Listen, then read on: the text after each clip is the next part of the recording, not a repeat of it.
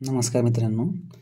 या छोट्याशा व्हिडिओमध्ये मी इस्लाम या धर्माच्या नामकरणाबद्दल काही गोष्टी आपल्यासमोर मांडण्याचा प्रयत्न करतो आहे.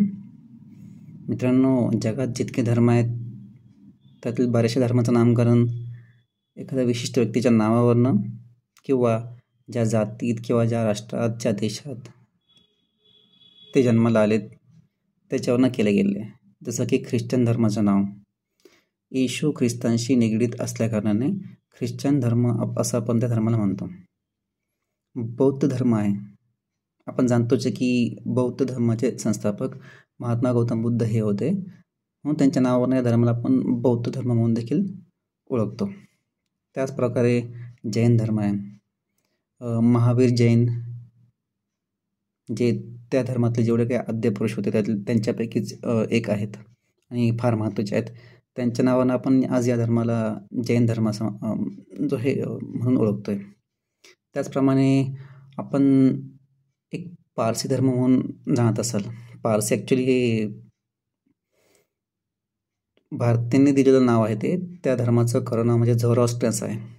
झoroastrian नावाचे एक आद्यपुरुष त्या समाजाचे असल्याकारणानं त्यांना मानणाऱ्या, त्यांच्या शिकवण्यांना मानणाऱ्या बांधवांना आपण झoroastrians असं म्हणतो आणि भारतात त्यांना मराठीमध्ये, हिंदीमध्ये जास्त करून पारसी असं म्हणून संबोधलं जातं.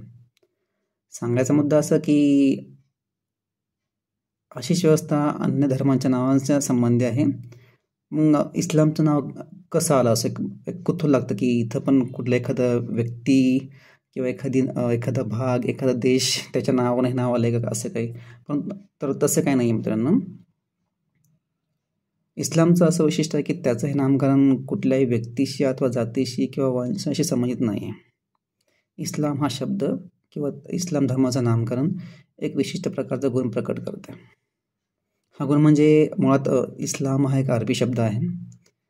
अरबी भाषेत इस्लाम शब्दाचा अर्थ संपूर्ण आत्मसमर्पण व संपूर्ण शरणागती तसेच आज्ञापालन असे आहे. इस्लाम शब्दाचा शाब्दिक अर्थ तसं शांती, कुशलता, संरक्षण आणि क्षरण हे पण आहे. असं म्हटलं जातं की मनुष्याला वास्तविक शांती त्याच वेळेस प्राप्त होते जेव्हा तो स्वतःला अल्लाहपुढे समर्पित करून त्याच्याच आदेशानुसार जीवन व्यतीत करतो. अशा जीवनाने माणसाला मनशांती प्राप्त होते आणि अशाच जीवनाने किंवा तुम्ही आम्ही सगळे जर असे जगलो तर एक समाजात खऱ्या अर्थाने शांती नांदू शकते असं इस्लामला अपेक्षित आहे. म्हणून असं म्हटलं जातं की अल्लाहच्या आज्ञांचे पालन आणि त्यानुसार आचरण करणे म्हणजे इस्लाम आहे. आणि याच्यावरून या धर्माचं नाव, ह्या जीवनपद्धतीचं नाव इस्लाम असं पडलेलं आहे.